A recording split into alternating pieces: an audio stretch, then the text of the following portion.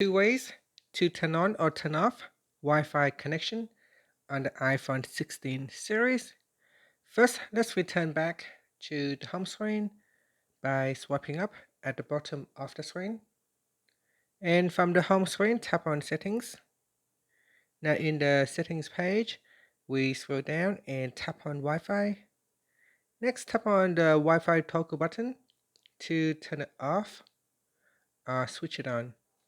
When you turn on Wi-Fi, you will be able to select a Wi-Fi network to connect to. So here is the one that I'm currently connecting to, and below here are some other networks that I could connect to. Now another method to quickly turn on or turn off Wi-Fi is to pull down the control center.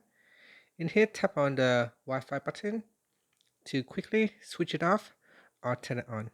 And that's it. So those are the two methods that you can turn on or switch off Wi-Fi connections. Thank you for watching this video. Please like and subscribe to my channel for more videos.